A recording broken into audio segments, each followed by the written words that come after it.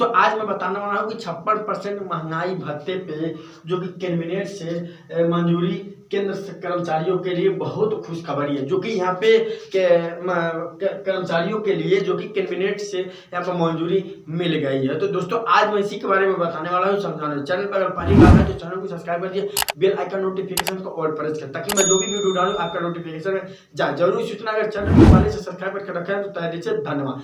तो बगल में ज्वाइन का एक बटन है, आप ज्वाइन जरूर कर लीजिए। चलते टॉपिक को समझते हैं। मसला क्या, ध्यान दीजिएगा, बहुत इंपॉर्टेंट जानकारी है, यहाँ पर ध्यान दीजिएगा।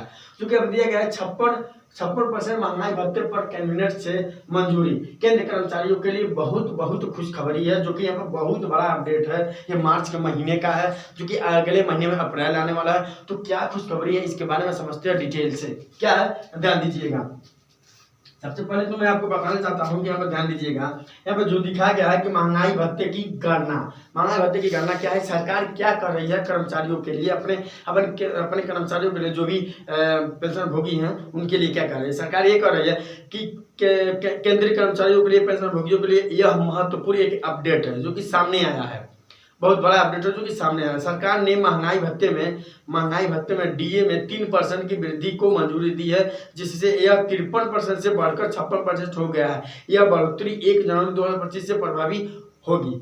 राइट, 1 जनवरी 2025 से प्रभावित, यानी 1 जनवरी तो खत्म हो गया है, 1 जनवरी 2025 तो खत्म हो गया है, लेकिन अभी उसका अपडेटिंग अच्छी तरीके से नहीं हुआ है। लेकिन इस मार्च महीने में, क्योंकि क्लोजिंग महीना है, वित्तीय वर्ष से देखा जाए तो एक क्लोजिंग महीना है, तो इस क्लोजिंग महीने में आपको क्या अपडेट मिला है, जो कि अभी तत्काल का है, इसी महीने का है। अब समझते हैं महंगाई भत्ते की गणना क्या है। जो कि महंगाई भत्ते की गणना क्या है, इस तरीके समझते हैं कि महंगाई भत्ता all India consumer price index, जो कि इसके आधार पर तय होता है कि नवंबर 2024 तक के आंकड़े के अनुसार डीए स्कोर 55.54% तक पहुंच गया था, जिसमें 56% की वृद्धि संभावना बनी थी। जो कि यहाँ पर स्पष्ट लिख दिया हूँ कि महंगाई की भरने की गणना में 55.54% की गणना की गई थी, लेकिन इसमें जो बढ़ के गया था, जो बढ़ा 56% बढ़ के आपको मिलने वाला है। बाकी चलते वेतन पर प्रभाव क्या डाला है। जो कि इस वेतन पे प्रभाव क्या पड़ा है, जो कि 8वें वेतन जब लागू किया गया, गठन किया गया, तो इसके बाद इस पर क्या असर पड़ेगा उसके बारे में समझते हैं। जो कि यहाँ पे स्पष्ट लिख दिया हूँ वेतन पर प्रभाव क्या है। अब वेतन पर प्रभाव समझते डिटेल से। वेतन के प्रभाव में आपको समझाते हैं। पहला फर्स्ट वाला जो कि यहाँ पर दिया गया है कि इस बढ़ोतरी के सीधा असर कर्मचारियों के वेतन पर पड़ेगा। उदाहरण के लिए मैं आपको स्पष्ट समझाता हूँ। देखिए मूल वेतन में 18,000 और उसका वर्तमान में 53% डीए पर, ठीक, जो कि 9,540 पर बढ़ा है। जैसे मान लीजिए उनका मूल वेतन है, अगर मान लीजिए किसी पेंशन भोगी का मूल वेतन 18,000 है, तो 18,000 का 53% हुआ, तो 53% के जब डीए उसका निकाला गया तो डीए 9,540 रुपये उसका हो गया। ठीक, अब आगे चलते हैं।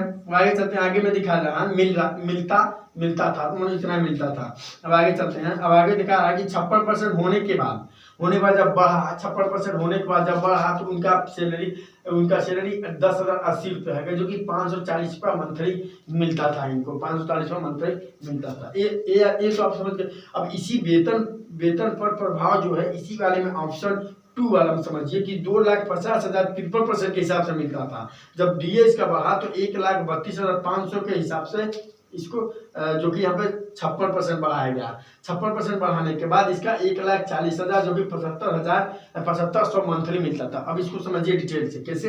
जैसे यहाँ पे दिया गया है कि वेतन में वर्तमान में 2,50,000 वर्तमान में 53% डीए पर 1,32,500 मिलता है। अतः 56% होने पर यह बढ़कर 1,40,000 हो जाएगा, यानी कि 7,500 रुपये की मासिक वृद्धि, जो कि मैं यहाँ पर स्पष्ट बता दिया हूँ कि 7,500 मासिक वृद्धि होगा, जो कि यहाँ पे निर्धारित किया गया है। जो कि केंद्रीय कर्मचारियों के लिए 2 महत्वपूर्ण मांगे स्वीकार किया गया, जो कि यहाँ पे मंजूरी दे दी गई है। जो कि यहाँ पे 56% महंगाई भत्ता बढ़ाया गया है। तो दोस्तों अगर ये कंटेंट आपको अच्छा लगा हो, अगर ये वीडियो आपको अच्छा लगा तो लाइक जरूर करें, नहीं अच्छा लगा तो डिसलाइक करें, क्योंकि ऐसे कंटेंट, ऐसे इन्फॉर्मेशन वीडियो लेके आता रहता हूँ। फिर मिलते हैं अगले वीडियो में किसी अगले टॉपिक करके। तब तक के लिए जय हिंद, जय भारत।